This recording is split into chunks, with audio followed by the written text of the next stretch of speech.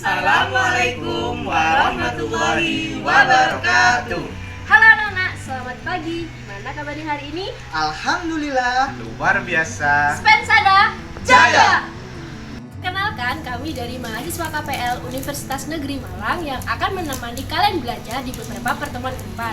Sebelumnya, kita perkenalan terlebih dahulu ya. Hai anak-anak, perkenalkan nama saya Ahmad Rizal Barozi Ilmi. Kalian bisa memanggil saya Pak Rizal. Nanti untuk kelas 7A dan 7B belajar bersama saya. IPA asik. Halo, perkenalkan nama Ibu Kiki Karismaliansari, bisa dipanggil dengan Ibu Kiki. Nantinya, Ibu akan menemani 7C dan 7D untuk belajar IPA. IPA asik! Hai anak-anak, perkenalkan nama saya Muhammad Adi Widodo. Kalian bisa memanggil saya Pak Adi. Saya akan mendampingi untuk kelas 7E dan 7F. IPA asik! Karena perkenalannya sudah selesai, mari kita belajar mengenai bab pencemaran lingkungan. Kuy! Hai anak-anak, setelah kemarin kalian sudah belajar tentang interaksi makhluk hidup, sekarang kalian akan belajar bersama saya, Pak Rizal, Bu Kiki, dan Pak Adi tentang pencemaran lingkungan.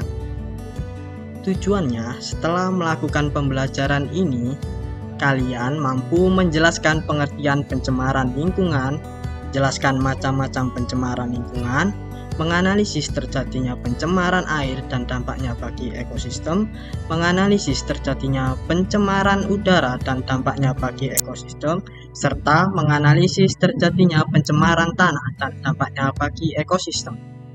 Sekarang coba perhatikan gambar ini. Gambar apa ya ini? Ya, benar, ini adalah gambar pabrik. Selanjutnya, apa manfaatnya? Pakaian, buku, ballpoint, termasuk HP yang kalian buat untuk melihat video ini adalah produk dari pabrik. Jadi, banyak sekali manfaat dari pabrik. Bisa menghasilkan barang-barang untuk kehidupan manusia, juga berbagai makanan untuk dikonsumsi. Lalu, apakah ada efek sampingnya? Tentu saja ada. Bungkus-bungkus makanan, kalau kalian buang sembarangan, tentu saja akan jadi sampah, akan menjadi bahan pencemar lingkungan. Terus, limbah dari pabrik termasuk asap, limbah padat, dan limbah cair juga akan menjadi bahan pencemar lingkungan apabila tidak diolah terlebih dahulu. Oke, mari kita belajar bersama tentang pencemaran lingkungan. Apakah kalian mengetahui tentang apa itu pencemaran lingkungan? Berdasarkan Undang-Undang Nomor 32 Tahun 2009 tentang Perlindungan dan Pengelolaan Lingkungan Hidup, pencemaran lingkungan adalah masuknya atau dimasukkannya makhluk hidup, zat, energi, dan atau komponen lain ke dalam lingkungan hidup oleh kegiatan manusia, sehingga kualitasnya turun sampai ke tingkat tertentu yang menyebabkan lingkungan hidup tidak dapat berfungsi sesuai dengan peruntukannya. Lalu, apakah polutan itu? Ya, polutan adalah zat yang mengakibatkan pencemaran lingkungan serta mampu mengganggu kelangsungan hidup makhluk hidup. Apa saja sih bentuk dari polutan itu? Polutan dapat berupa zat kimia, debu, radiasi, dan panas. Berdasarkan lokasi yang tercemar, pencemaran dibedakan menjadi 3, yaitu pencemaran air, pencemaran udara, dan pencemaran tanah. Pencemaran air akan belajar dengan saya, yakni Pak Rizal. Pencemaran udara akan belajar dengan Pak Adi, dan pencemaran tanah akan belajar dengan Bu Kiki. Pencemaran air. Dalam kehidupan sehari-hari, makhluk hidup selalu membutuhkan air, termasuk kita manusia. Kita sangat membutuhkan air bersih untuk berbagai kegiatan, seperti memasak, mandi, minum, mencuci, dan sebagainya. Salah satu ciri air yang bersih supaya bisa kita manfaatkan adalah air itu tidak tercemar. Oke, apa sih yang dimaksud pencemaran air itu? Pencemaran air adalah masuk atau dimasukkannya makhluk hidup, zat, energi, dan atau komponen lain ke dalam air sehingga mengakibatkan kualitas air turun sampai ke tingkat tertentu yang menyebabkan air tidak berfungsi lagi sesuai dengan peruntukannya. Apabila perairan tercemar, maka keseimbangan ekosistem di dalamnya juga akan terganggu. Untuk menentukan air sudah tercemar atau belum, kita dapat mengetahuinya dengan melakukan pengujian terhadap 3 parameter. Yang pertama, parameter fisik, kemudian parameter kimia, dan parameter biologi. Parameter fisik meliputi kandungan partikel padat, zat padat terlarut, kekeruhan, warna, bau, suhu air. Air normal yang dapat dikonsumsi memiliki sifat tidak berbau, tidak berwarna, dan tidak berasa. Selanjutnya, parameter kimia. Ada pH air, BOD, COD, dan DO. BOD atau kepanjangan dari Biochemical Oxygen Demand adalah ukuran kandungan oksigen terlarut yang diperlukan oleh mikroorganisme untuk menguraikan bahan organik di dalam air. Kadar BOD maksimum dalam air adalah 50 mg per liter. Selanjutnya ada COD atau Chemical Oxygen Demand, yakni ukuran kandungan oksigen yang diperlukan agar bahan buangan di dalam air dapat teroksidasi melalui reaksi kimia. Kadar COD maksimum dalam air adalah 100 mg per liter. Selanjutnya ada DO atau dissolved oxygen, yakni ukuran kandungan oksigen terlarut dalam air, yaitu sekitar 9 mg per liter. Parameter kimia yang terakhir adalah pH air atau derajat keasam-basahan air.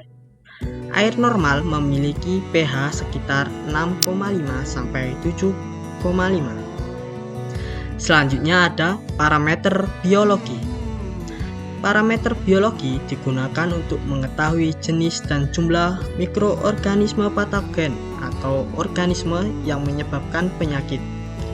Contoh-contoh organisme pencemar air yang dapat mengakibatkan penyakit pada manusia antara lain rotavirus yang menyebabkan diare pada anak, Entamoeba histolytica yang menyebabkan disentri, bakteri Vibrio cholerae yang menyebabkan penyakit kolera, dan cacing Ascaris lumbricoides yang menyebabkan penyakit askariasis. Selanjutnya, apa saja sih penyebab pencemaran air? Pencemaran air dapat disebabkan oleh berbagai hal. Yang pertama, ada limbah domestik atau limbah rumah tangga. Limbah ini biasanya berasal dari kegiatan rumah tangga yang meliputi bahan organik seperti sayur, buah, ikan asin, minyak, nasi, dan air buangan manusia, baik itu air kecil maupun air besar yang terbawa air atau got atau parit lalu ikut aliran sungai. Ada pula sampah-sampah anorganik seperti plastik, aluminium, dan botol yang hanyut terbawa arus air. Yang kedua, ada limbah industri. Limbah industri ini biasanya berupa limbah padat maupun limbah cair. Yang ketiga, ada limbah pertanian. Air limbah pertanian sebenarnya tidak menimbulkan dampak negatif pada lingkungan. Namun, dengan digunakannya fertilizer seperti pestisida yang kadang-kadang dilakukan secara berlebihan oleh para petani akan menimbulkan dampak negatif pada keseimbangan ekosistem air. Yang keempat ada limbah pertambangan. Biasanya limbah ini berupa bahan-bahan kimia untuk membersihkan logam-logam yang ditambang. Selanjutnya, dampak pencemaran air. Air limbah yang tidak dikelola dengan baik akan menimbulkan dampak yang tidak menguntungkan, seperti penurunan kualitas lingkungan. Pembuangan bahan tercemar secara langsung ke dalam perairan dapat menyebabkan terjadinya pencemaran pada perairan tersebut. Misalnya, pembuangan limbah organik dapat menyebabkan peningkatan mikroorganisme atau kesuburan tanaman air, sehingga menghambat masuknya cahaya matahari ke dalam air. Hal ini menyebabkan berkurangnya kandungan oksigen terlarut dalam air, yang mampu menyebabkan gangguan keseimbangan ekosistem di dalamnya.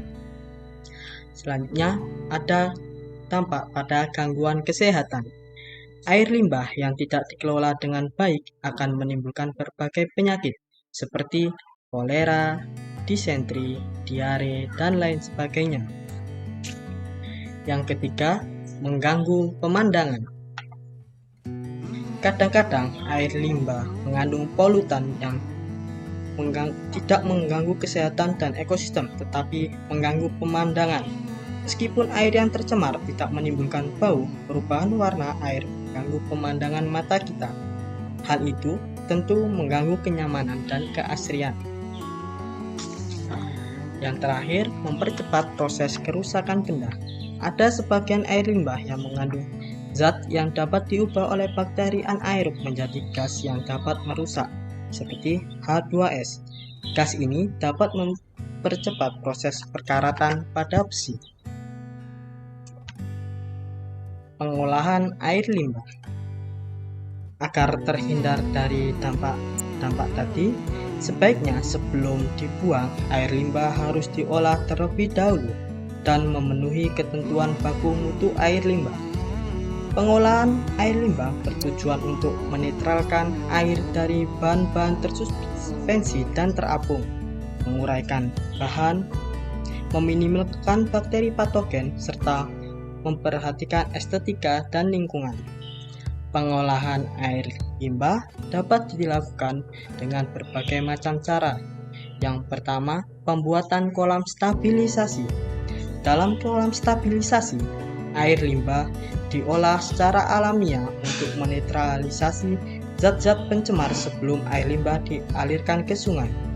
Kolam stabilisasi yang umum digunakan adalah kolam pengolahan air limbah yang tercemar bahan organik pekat dan kolam pemusnahan mikroorganisme patogen. Kolam ini dapat digunakan oleh semua kalangan karena mudah memilikinya dan murah harganya. Kedua, ada IPAL atau instalasi pengolahan air limbah. Pengolahan air limbah ini menggunakan alat-alat khusus. Pengolahan ini dilakukan dengan 3 tahapan, yakni pengolahan pertama, pengolahan kedua, dan pengolahan lanjutan. Pengolahan pertama merupakan pengolahan yang bertujuan untuk memisahkan zat padat dan zat cair menggunakan filter atau saringan. Pengolahan kedua bertujuan untuk mengkoagulasikan, menghilangkan koloid, dan menstabilisasikan zat organik dalam limbah. Pengolahan selanjutnya berfungsi untuk menghilangkan nutrisi atau unsur hara, khususnya nitrat dan fosfat, serta penambahan klor untuk memusnahkan mikroorganisme patogen. Yang ketiga ada pengolahan ekskreta. Ekskreta banyak terkandung dalam air limbah rumah tangga. Ekskreta banyak mengandung bakteri patogen penyebab penyakit. Jika tidak dikelola dengan baik, maka akan menimbulkan berbagai penyakit. Pengolahan ekskreta dapat dilakukan dengan menampung dan mengolahnya pada jamban atau septic tank yang ada di sekitar tempat tinggal, kemudian dialirkan ke tempat pengelolaan atau dilakukan secara kolektif. Untuk mencegah meresapnya air limbah ekskreta ke sumur atau resapan air, jamban yang dibuat harus sehat.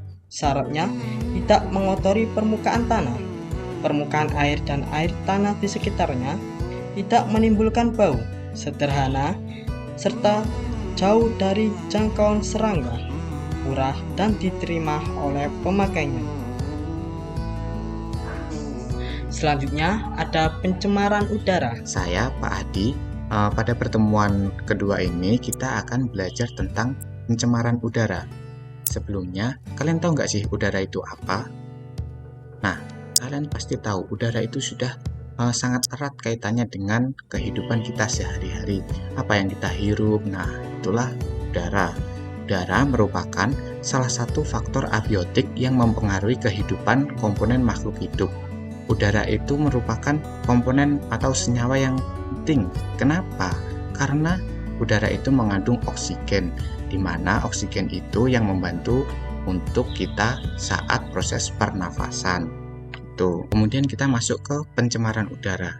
Pencemaran udara ini merupakan masuk atau dimasukkannya makhluk hidup, zat, energi, dan atau komponen lain ke udara, sehingga memberikan dampak buruk bagi kesehatan makhluk hidup serta merusak keindahan alam dan juga kenyamanan dan merusak barang-barang perkakas seperti itu. Jadi singkatnya, pencemaran udara ini merupakan peristiwa masuk atau dimasukkannya makhluk hidup, zat, energi, dan atau komponen lain ke udara. Seperti itu. Selanjutnya kita akan menjelaskan tentang penyebab pencemaran udara. Pertama ada aktivitas alam, kedua ada aktivitas manusia. Aktivitas alam ini dapat menimbulkan pencemaran udara di atmosfer, misalnya akibat kotoran dari hewan ternak. Kenapa? Kotoran dari hewan ternak ini mengandung senyawa yang bernama metana. Metana ini dapat mencemari udara dan dapat membuat suhu bumi itu meningkat. Akibatnya apa? Yaitu pemanasan global. Kemudian yang kedua, seperti gambar ini. Nah, ini merupakan gambar gunung meletus. Kenapa peristiwa gunung meletus ini berbahaya? Gunung meletus itu dapat mengakibatkan atau menghasilkan abu vulkanik yang berbahaya bagi kesehatan manusia, bahkan tanaman. Ketika kita menghirup udara yang mengandung abu vulkanik, kita akan sesak dan batuk-batuk. Sedangkan tanaman yang terkena abu vulkanik itu akan menjadi layu. Seperti itu. Selanjutnya ada kebakaran hutan. Nah, kita ketahui kalau di hutan itu udaranya segar. Namun ketika terjadi kebakaran hutan, udara di hutan yang mulanya segar akan menjadi panas. Jadi sudah nggak segar lagi. Kenapa? Karena oksigen akan berkurang dan CO2-nya akan banyak. Akibatnya apa? Kesehatan manusia dan hewan di sekitar hutan yang terbakar itu akan terganggu. Kemudian ada aktivitas manusia. Kita ketahui aktivitas manusia itu sudah ada berbagai macam. Seiring dengan perkembangan zaman, ada berbagai macam teknologi yang terus berkembang seperti dapat dilihat pada gambar ini. Tuh, ada mobil, kemudian di samping kanan ada pabrik-pabrik. Terus kenapa hal tersebut dapat mencemari lingkungan? Perhatikan, mobil itu menghasilkan asap. Di pabrik-pabrik itu juga menghasilkan asap. Kalau kalian ketahui, asap-asap itu mengandung karbon monoksida yang berbahaya bagi lingkungan sekaligus bagi kesehatan kita, manusia, dan juga hewan-hewan lainnya. Kemudian, apa dampak pencemaran udara itu? Pertama ada efek rumah kaca. Efek rumah kaca ini merupakan peristiwa terperangkapnya panas matahari oleh atmosfer bumi akibat adanya gas-gas yang terperangkap di atmosfer. Misalnya gas-gas tersebut yaitu CO2 dan karbon monoksida. Kedua ada gangguan kesehatan. Misalnya secara umum itu ada kita sesak napas, kita pusing. Penurunan kualitas udara itu juga dapat menyebabkan ispa. Contohnya ada emfisema, yaitu gejala kesulitan pengangkutan oksigen. Kemudian yang ketiga yaitu hujan asam.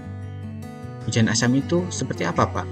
Jadi, hujan asam itu merupakan peristiwa hujan di mana air atau es atau kabut itu mengandung asam atau tergolong asam. Dan itu tentunya berbahaya bagi manusia dan juga tumbuhan. Hujan asam ini disebabkan oleh adanya SO2, sulfur oksida, dan NO2, nitrogen oksida. Kemudian ada rusaknya lapisan ozon. Bagaimana lapisan ozon itu dapat rusak? Jadi, peristiwa rusaknya lapisan ozon ini terjadi karena terurainya CFC di atmosfer yang akan bereaksi dengan O2 yang merupakan penyusun ozon. Sehingga lapisan ozon itu akan menjadi berlubang. Padahal kita ketahui sendiri kalau lapisan ozon itu melindungi bumi kita dari sengatan panas matahari. Otomatis kalau lapisan ozon itu berlubang, maka matahari atau panas matahari yang masuk ke bumi kita itu akan semakin banyak. Seperti itu. Kemudian kita beralih ke slide penanganan limbah gas. Penanganan limbah gas ini merupakan salah satu cara untuk mengurangi dampak dari pencemaran udara itu sendiri. Misalnya dengan filter udara itu dapat digunakan atau dapat kita aplikasikan dengan cara menanam pohon. Salah satunya ada pohon palem, kemudian ada pohon tanaman lidah buaya, kemudian juga ada pakis. Untuk kedua yaitu pengendap siklon. Pengendap ini yaitu pengendap debu atau abu yang ikut dalam gas buangan atau udara. Misalnya itu biasanya digunakan di pabrik-pabrik. Kemudian ada pengendap sistem gravitasi. Ini merupakan suatu alat yang digunakan untuk membersihkan udara kotor yang ukuran partikelnya itu relatif cukup besar. Ini juga bisa digunakan di beberapa pabrik-pabrik. Kemudian ada pengendap elektrostatik yang merupakan alat yang digunakan untuk membersihkan udara yang kotor dalam jumlah atau volume yang relatif besar. Dan pengotor udaranya itu merupakan aerosol atau uap air. Kemudian selain cara di atas, kalian juga dapat mengurangi dampak dari pencemaran udara itu dengan mengurangi pemakaian bahan bakar fosil, terus pemasangan bahan penyerap polutan, kemudian ada memelihara atau menanam banyak tanaman di sekitar rumah kalian. Kemudian yang terakhir, kita juga dapat tidak membakar sampah. Nah, begitu. Sekian dari saya. Atas kurang lebihnya mohon maaf. Semoga ilmu yang saya sampaikan dapat bermanfaat bagi kalian semua. Wassalamualaikum warahmatullahi wabarakatuh. Selamat pagi anak-anak. Pada pertemuan ketiga ini, bersama saya, Bu Gigi, kita akan belajar tentang pencemaran tanah. Jadi, pada dua pertemuan sebelumnya, kita sudah belajar apa yang dimaksud dengan pencemaran air dan juga pencemaran udara. Nah, di sini kita akan membahas tentang pencemaran tanah. Pencemaran tanah itu merupakan suatu keadaan di mana bahan kimia buatan manusia masuk dan mengubah lingkungan tanah alami. Pencemaran tanah juga dapat diartikan sebagai proses masuknya atau dimasukkannya suatu bahan pencemar yang dapat mengubah suatu kondisi tanah. Nah, di sini penyebab dari pencemaran tanah itu bisa berasal dari limbah domestik, limbah industri, dan juga limbah pertanian. Limbah domestik merupakan limbah yang berasal dari kegiatan rumah tangga, rumah makan, dan juga perkantoran. Limbah domestik dapat dibedakan menjadi dua macam, ada limbah padat dan juga limbah cair. Limbah padat dapat berupa senyawa anorganik yang tidak dapat diuraikan oleh mikroorganisme tanah. Contohnya seperti plastik, serat, keramik, kaleng, dan botol minuman, serta bekas bahan bangunan yang dapat menyebabkan tanah menjadi kurang subur. Sementara itu, untuk limbah cair itu dapat berupa tinja atau feses, deterjen, cat, dan oli kendaraan. Apabila limbah cair meresap ke dalam tanah, maka akan merusak kandungan air dalam tanah dan membunuh bakteri pengurai. Yang kedua ada limbah industri. Limbah industri ini berasal dari sisa-sisa kegiatan industri. Nah, limbah industri dapat dibedakan menjadi dua macam pula. Yang pertama, ada limbah padat dan juga limbah cair. Untuk limbah padat dapat berupa padatan ataupun lumpur dari proses pengolahan suatu produk. Misalkan, sisa pengolahan pabrik gula, kertas, rayon, dan pengawetan buah, ikan, dan daging. Sementara itu, untuk limbah cair dapat berupa sisa-sisa hasil pengolahan pelapisan logam dan industri kimia lainnya. Misalkan sisa pengolahan tembaga, timbal, perak, krom, arsen, dan boron yang dapat mencemari tanah. Yang ketiga ada limbah pertanian. Nah, limbah pertanian ini berasal dari pupuk maupun pestisida yang digunakan secara berlebihan. Penggunaan pupuk yang digunakan secara terus-menerus dapat merusak struktur tanah. Akibatnya, kesuburan tanah menjadi berkurang dan tidak dapat ditanami dengan beberapa jenis tanaman tertentu karena unsur hara dalam tanah semakin berkurang. Sementara itu, untuk penggunaan pestisida bukan hanya dapat mematikan hama, tetapi juga mikroorganisme yang ada di dalam tanah. Penggunaan pestisida secara terus-menerus dapat mengakibatkan hama tanaman menjadi kebal terhadap pestisida yang digunakan. Dampak dari pencemaran tanah ada beberapa, yakni yang pertama mematikan organisme tanah. Seperti yang sudah dijelaskan pada penyebab pencemaran tanah, bahwasanya apabila suatu bahan pencemar masuk ke dalam tanah, maka kehidupan ataupun organisme yang ada di dalam tanah juga akan terganggu, misalkan seperti mikroorganisme pengurai, cacing, semut, dan beberapa organisme lainnya. Yang kedua, dapat mengganggu kesehatan. Nah, apabila suatu tumbuhan yang dikonsumsi oleh hewan maupun manusia tumbuh di tanah yang tercemar, maka kesehatan dari tumbuhan tersebut juga akan terganggu. Nah, di sini apabila tumbuhan tersebut dimakan oleh hewan maupun manusia, maka secara otomatis kesehatan dari hewan maupun manusia tersebut juga akan ikut terganggu. Yang ketiga ada mengganggu kesuburan tanah. Seperti yang sudah dijelaskan bahwasannya pencemaran tanah itu dapat mengurangi unsur hara yang ada di dalam tanah sehingga mengganggu kesuburan dari tanah. Yang terakhir dapat mengganggu porositas tanah. Porositas tanah itu merupakan suatu ruang kosong yang ada di dalam tanah. Nah, apabila ruang kosong atau porositas ini terganggu atau jumlahnya sedikit, maka air dan udara yang dibutuhkan untuk kehidupan organisme di dalam tanah juga akan sedikit dan juga terganggu. Penanggulangan pencemaran tanah itu bisa kita lakukan dengan mengurangi bahan pencemar. Kemudian yang kedua bisa mengurangi jumlah limbah yang dihasilkan oleh industri.